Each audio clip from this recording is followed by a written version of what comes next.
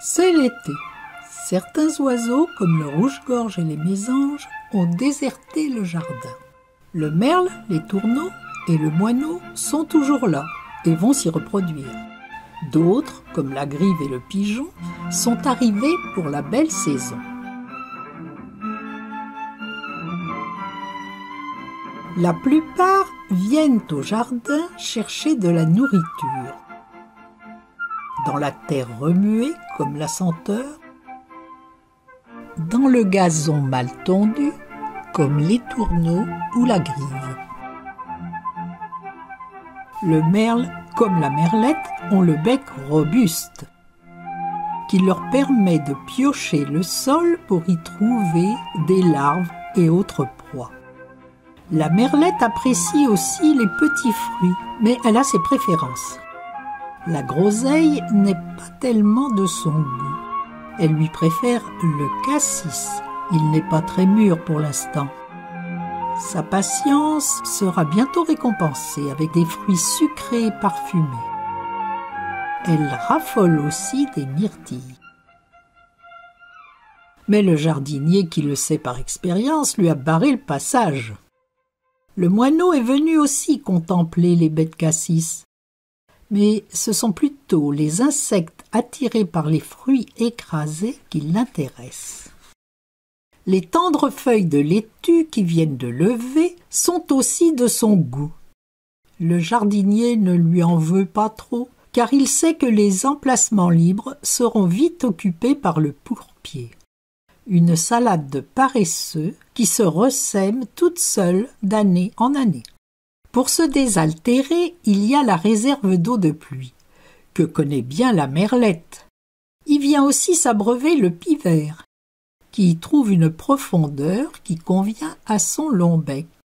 Le moineau utilise, lui, l'eau de l'abreuvoir installée à cet effet. Mais voilà un jeune merle qui a décidé de l'utiliser comme baignoire. Ces ablutions attirent une merlette qui voudrait aussi y faire sa toilette. Il comprend vite qu'il est temps de libérer les lieux. Malgré une deuxième tentative sans succès. Voilà notre jeune qui a réintégré sa salle de bain pour y procéder à l'entretien de son plumage, une besogne à laquelle les oiseaux consacrent beaucoup de temps. Il faut enduire les plumes d'une sécrétion graisseuse, ce qui les rend plus imperméables et plus isolantes. Il faut aussi procéder au lissage des longues plumes des ailes et de la queue, ce qui permet d'améliorer le vol. Il faut enfin se débarrasser des parasites logés dans le duvet, chacun à sa façon. Par temps sec, le moineau utilise souvent une méthode de nettoyage originale qui laisse dans la terre des petites cuvettes caractéristiques. L'été, c'est aussi l'époque où les oiseaux, comme cette grive, se manifestent le plus, par toutes sortes de chants et de cris. C'est le haut du noyer du jardin qu'elle a choisi pour lancer son chant.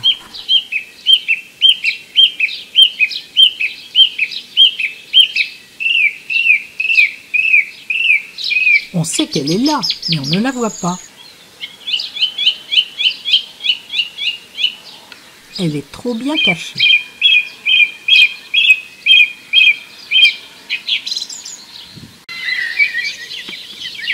Un autre très bon chanteur est le merle.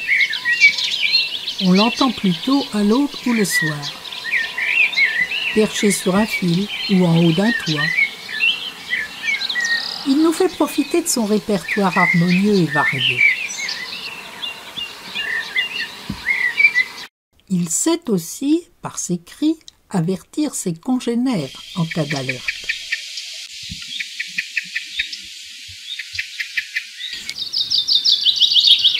Le chant du pinson est sonore et mélodieux, mais un peu répétitif. Lui aussi possède un cri d'appel.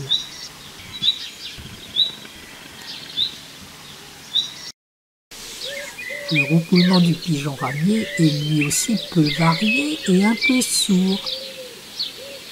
à ne pas confondre avec celui de la tourterelle.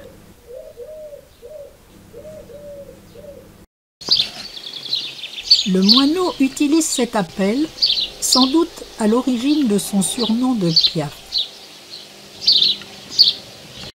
Mais il se manifeste aussi par d'autres cris.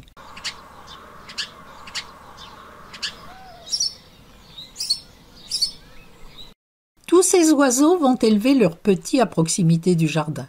Par exemple, sur le pignon du voisin. Un pignon qui comporte une ouverture qui sert de nichoir à lait tourneau. Et ceci de génération en génération depuis de nombreuses années.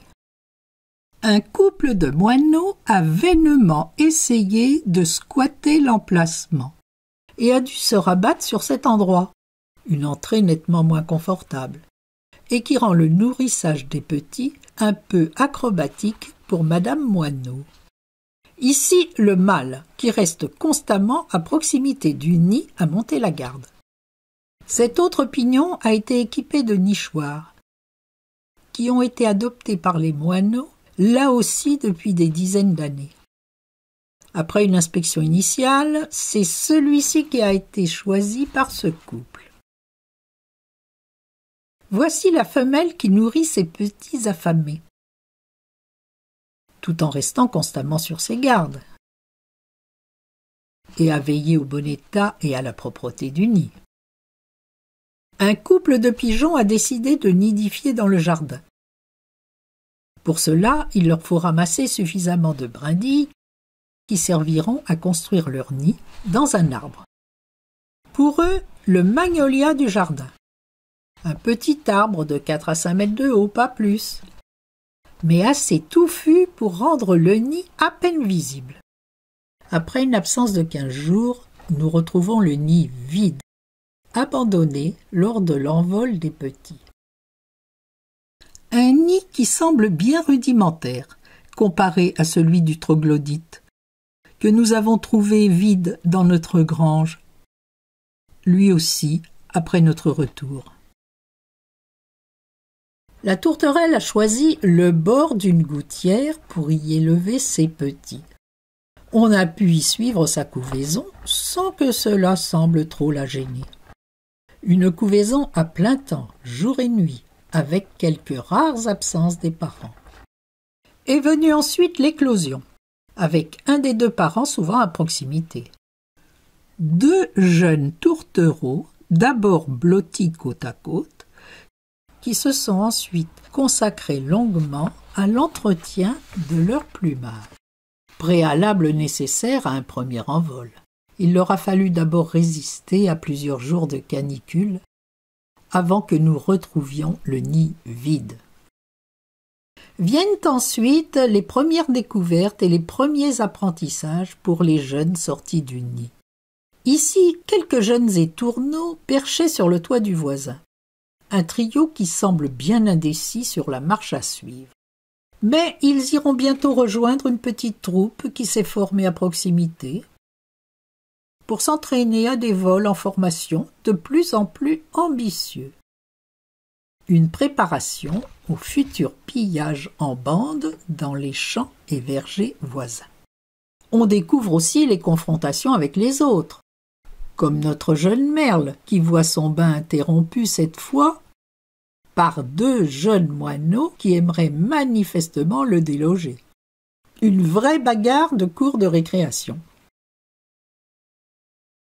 C'est une bourrache qui intéresse cette fois les moineaux du jardin. Une plante médicinale reconnaissable à ses jolies fleurs bleues. Celle-ci est défleurie et la voilà envahie par des moineaux. Des jeunes, des adultes, des mâles, des femelles. Certains se perchent dans les rameaux de la plante et les secouent dans tous les sens. D'autres restent au sol, où ils semblent se régaler de ce qui tombe. Nous attendons leur départ pour essayer de comprendre ce qui s'est passé. En secouant les rameaux, ceux-ci ont délogé les insectes et autres pucerons cachés dans les feuilles velues de la bourrache. Pour cette bonne action, nous leur pardonnerons les larcins commis dans nos semis de salade. admiration pour la leçon aux jeunes et pour la solidarité chez les moineaux.